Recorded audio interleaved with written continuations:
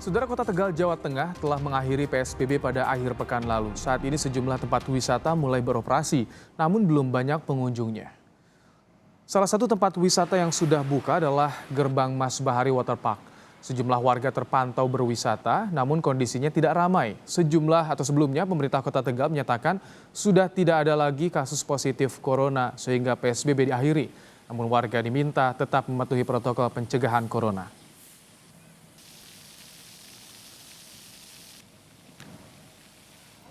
Di Manado, Sulawesi Utara, pemerintah kota setempat merekayasa pasar Pinasungkulan. Pengelola pasar membuat tempat-tempat berjarak yang digunakan untuk pedagang. Nantinya pedagang yang ada di dalam gedung akan dipindahkan sebagian keluar demi penerapan protokol pencegahan virus corona. Pengelola memperlakukan sistem ganjil genap agar jaga jarak bisa diterapkan. Tiap pedagang akan berjualan secara bergantian sesuai nomor urut yang telah dibagikan.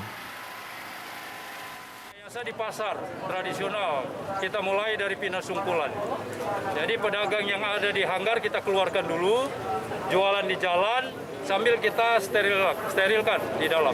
Kita lakukan penyemprotan dan kita tata jaraknya di dalam. Kalau sudah memenuhi protokol kesehatan, baru kita alihkan mereka bisa jualan di dalam hanggar.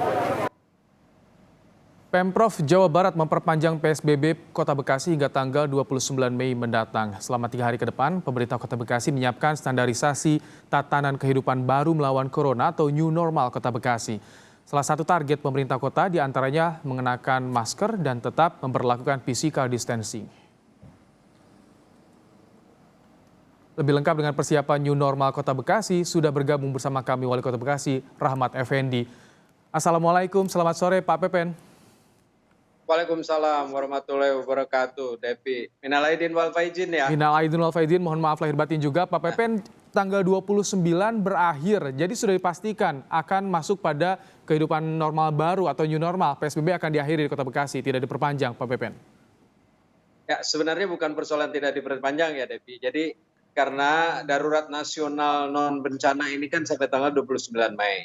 Maka Pak Gubernur mengambil jangka pendeknya ya untuk memperpanjang 3 hari pemerintah Kota Bekasi ya menyiapkan regulasi atau payung hukum atau ketentuan-ketentuan dalam rangka adaptasi terhadap tatanan ya kehidupan baru masyarakat produktif melawan Covid.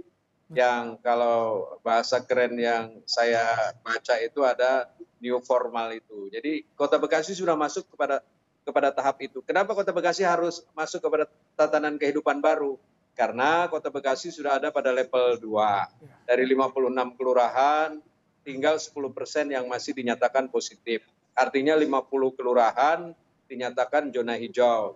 Zona hijaunya masih dalam kerangka terbatas di lingkungan RT dan RW. Untuk menjaga apa? Untuk menjaga transmisi, untuk menjaga geografis, karena walau bagaimana ya Jabodetabek ini kan daerah epicentrum awal, ya, nggak mungkin COVID ini hilang 100%. Terus kita jaga. Dan yang kita isolasi dan kita rawat di rumah sakit sekarang sedang dilakukan penyembuhan. Mudah-mudahan 2-3 hari ke depan ya sudah makin berkurang saja. Dan pada akhirnya kita terus melakukan ya membangun dari penyesuaian ekonomi yang ada. Kita tidak ingin 3 bulan ini ekonomi kita terkapar. Ya, makanya kita bangun, kita lakukan adaptasi. Seperti tenan-tenan yang ada di mal. Tadi Pak Presiden ke sini itu adalah melihat ya kesiapan pemerintah Kota Bekasi dalam rangka menghadapi adaptasi tatanan kehidupan baru itu. Pak Pepen, jadi 3 hari yang dipersiapkan pemerintah Kota Bekasi itu seperti apa? Karena kita tahu ketika penerapan PSBB saja masyarakat banyak yang melanggar, banyak yang menghiraukan. Ini dengan aturan new normal yang akan diterapkan, jadi apa ya persiapannya? Tentu banyak tantangan, Pak Pepen.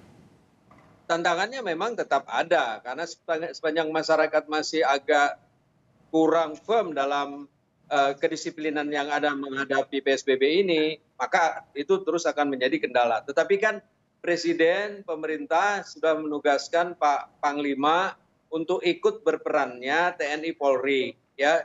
Dan ini ya menunjukkan bahwa keseriusan pemerintah untuk melakukan pemutus mata rantaian dalam COVID-19. Nah, selanjutnya dari yang saya sampaikan tadi, kita memberikan kesempatan kepada sektor-sektor ekonomi untuk bangun, untuk tumbuh. Jangan sampai terkapar selama 3 bulan ini. Baik. Ya, di dalam itu kita sediakan ya tidak drive-thru lagi, tidak take away lagi, tetapi dengan pembatasan yang sangat ketat. Ya, artinya dalam satu meja itu hanya 2 kursi yang dipersiapkan. Terus juga ya semua menggunakan wajib masker ya dari awal wajib masker. Ya. Nah, yang ketiga tentunya ada pengawas. Siapa? Pemerintah juga punya relawan, terus juga TNI Polri juga diturunkan. Insya Allah ya sebagai prototipenya yang tadi dikunjungi oleh Pak Presiden bisa dimanfaatkan oleh banyak daerah yang masih terkendala kepada proses penanggulangan COVID-19. Pak Pepen, jadi untuk sektor niaga, pusat perbelanjaan, apakah tetap akan menunggu ketika nanti Jakarta rencananya dibuka di bulan Juni tanggal 5? Apakah Bekasi akan justru buka lebih cepat untuk sektor niaga ini, Pak Pepen? Justru tadi Presiden kaget. Kenapa harus DKI dulu? Saya bilang, Pak Presiden, kita ini takut, khawatir kalau 14 mal di Kota Bekasi dibuka, nanti warga Jakarta ya eksodus ke Kota Bekasi karena di DKI belum dibuka. Nah, itu kekhawatiran kita dan itu bisa dimaklumi. Makanya kita ingin DKI dulu buka lah. Nanti ada penyeimbang ya. Ada kesetaraan, jangan sampai nanti ada warga masyarakat DKI yang di timur, yang di selatan lari ke wilayah Kota Bekasi. Itu kita jaga betul karena geografisnya kan tadi episentrumnya pusatnya ada di Jabodetabek ya. Nah, transmisinya juga kan masih terus berjalan. Oleh karena itu antisipasi itu perlu kita lakukan bersama. Baik, jadi untuk pusat perbelanjaan sekali lagi ditekankan bakal mengikuti jadwal pembukaan di wilayah DKI Jakarta. Lalu sektor mana saja yang di Bekasi akan jalan terlebih dahulu untuk ekonominya, Pak Pepe? Ya tentunya rumah-rumah makan, tenan-tenan yang ada. Kalau apotik memang sudah 24 jam. Terus juga food hall juga sudah berjalan. Nah, nanti secara umum, secara menyeluruh, insya Allah tanggal 5 atau tanggal 6, mal-mal di Kota Bekasi itu sudah berjalan 100%. Tapi tentunya wajib warga menggunakan masker dan wajib warga menjaga jarak. Dan juga pengelola mal pun juga mempergunakan batas kapasitas.